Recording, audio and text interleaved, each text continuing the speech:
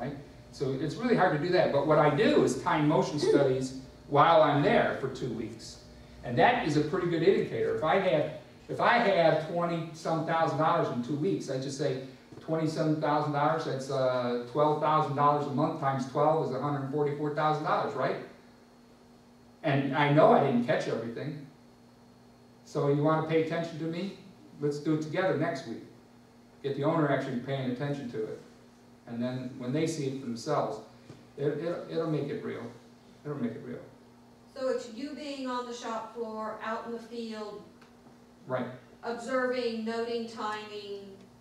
That's what you're talking about. Right, but I also solicit somebody else who's a believer, like maybe the wife or the husband.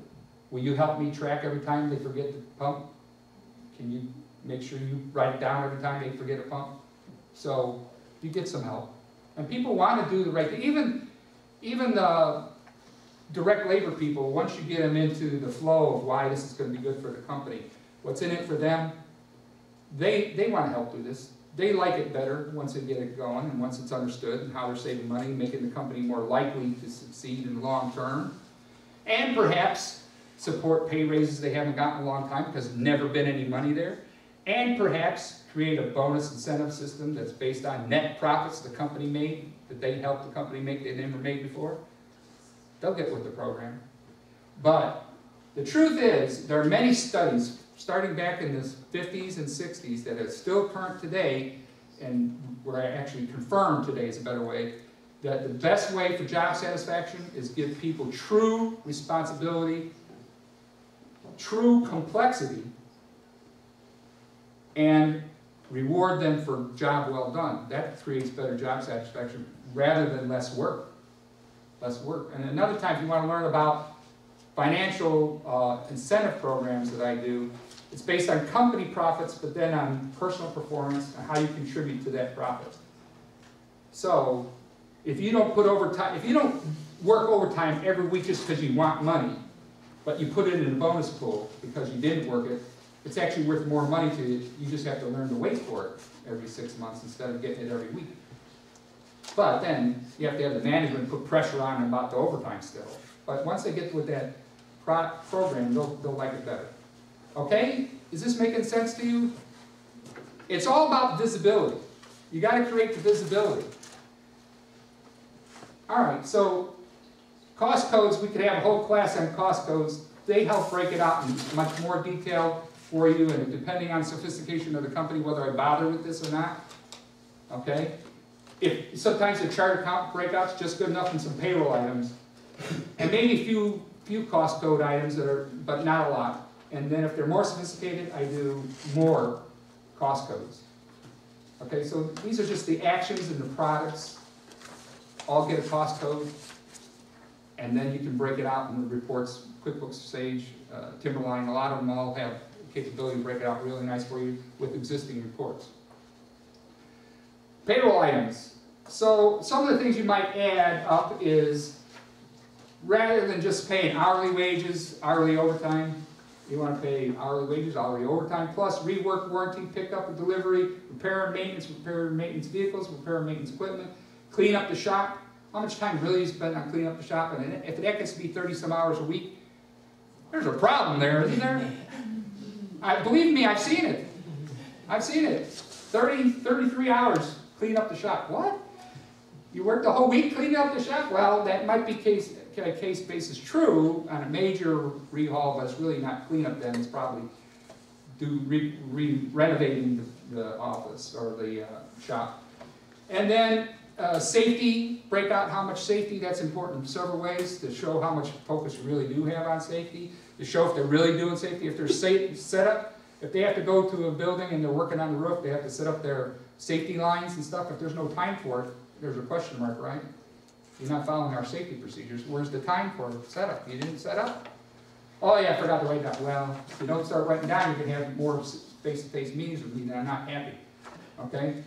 Related overtime wages for all these things as well as the regular overtime. If you break it out, it'll be much better.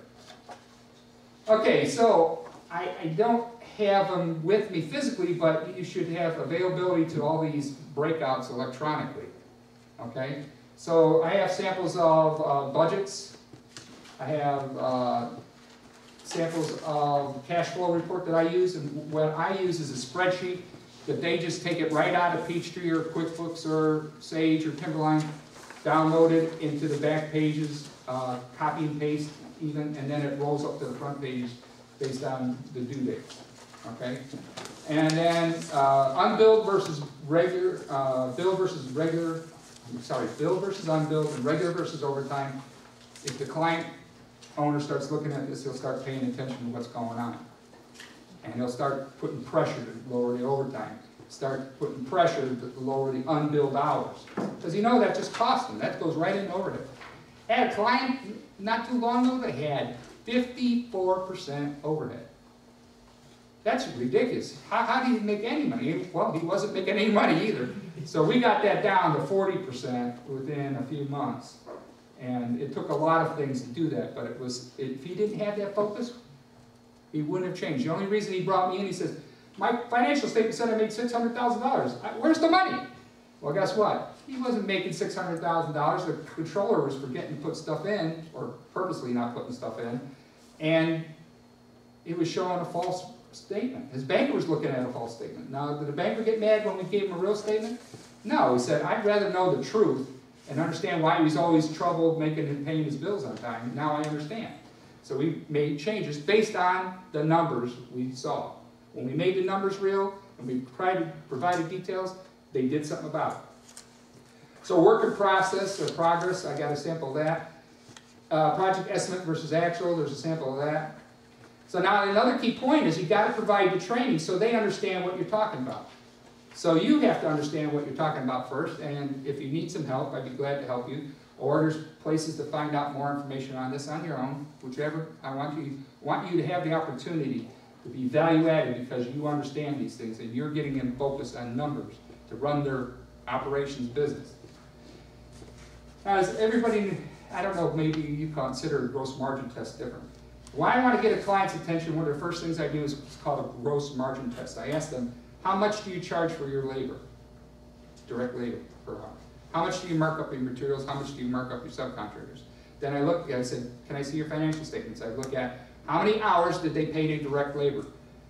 What did they pay on materials? What did they pay on subcontractors? Add the markups and the labor rate. And then I compare the two net profits. Guess what? There's always a gap.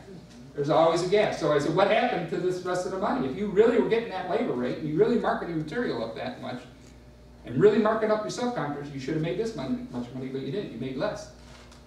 Gets them to pay attention. Okay?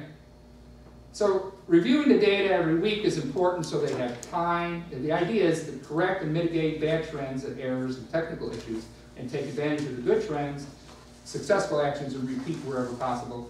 And to make sure that they really pay attention to lessons learned. Lessons learned can be more valuable than success stories in the long term.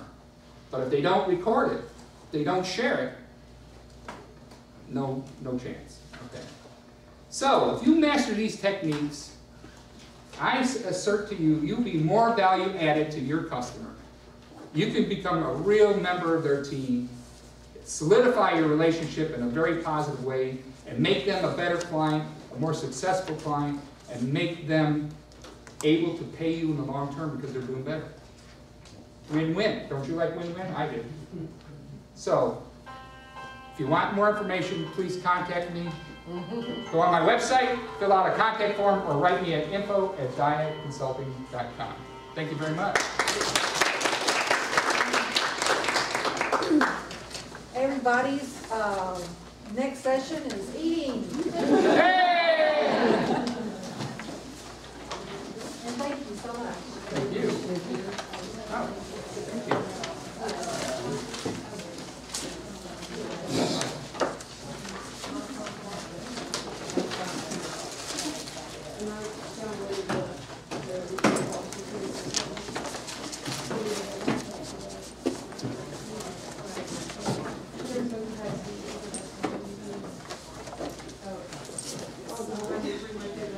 That's a good idea.